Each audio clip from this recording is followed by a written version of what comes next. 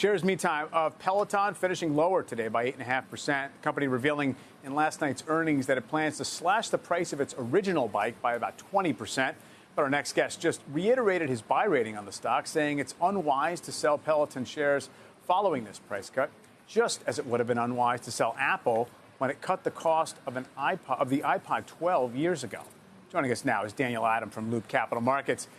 Daniel, let's just quickly delve a little bit into that comparison. Obviously, Apple was going to go on to create the iPhone, and it's in a billion pockets right now. And Apple probably was trading at a much lower valuation than Peloton is. But what are you really getting at when it comes to why you think investors are being short-sighted to be concerned about the outlook for Peloton right here with this price cut?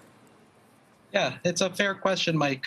I think it really boils down to the fact that lowering the price increases your addressable market. That's what Apple has done. That's what other technology companies have done historically. The lower price point is also justified because you can increase your scale efficiencies by having more customers. And so by increasing the subscriber count and increasing the number of units that Peloton will sell, they'll be able to leverage those scale efficiencies with the supply chain, lower the costs, and then make up any delta in lower prices with higher gross margin dollars. So I fully expect gross margin percentage-wise to come down as a result of the price decline.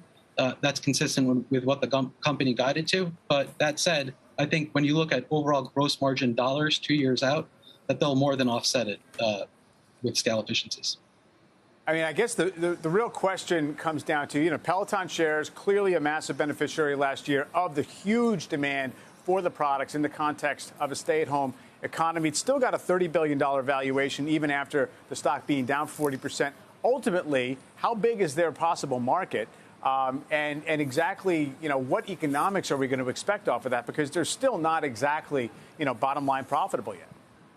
Yeah, well, I mean, they were last year, but to your point, in terms of the addressable market, there's various estimates that you can use out there. 180 million or so global gym memberships. Peloton has roughly 5 to 6 million total members between their digital and connected fitness platforms. So they're really, only scratching the surface in terms of what they can do in terms of penetrating the market TAM. I think, it's disingenuous to just look at the, 180 million or so global gym memberships as what the addressable market is, because when you look at the price points now that they're offering for a household of two, it comes down to a $40 per month subscription price for content that is arguably better than what you would get in high-end gyms. So I think ultimately we'll see both the addressable market opportunity estimates come up and Peloton's penetration of that market also increase. Just to play devil's advocate, Daniel, you could also look at this, and I think it's important because people are debating this whole price cut on the bike and whether that's bearish. You don't do that from a place of strength.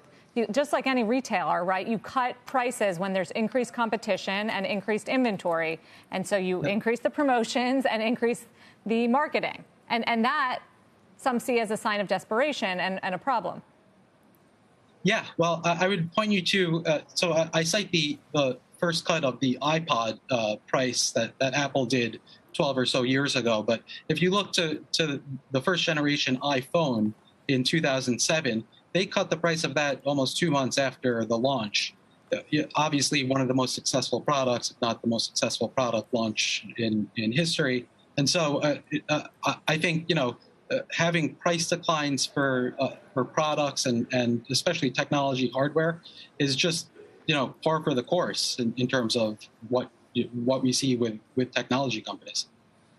Major case. Daniel Adam, thank you for joining us. And 60% of analysts say this company is still a buy, hasn't changed as a result of the earnings.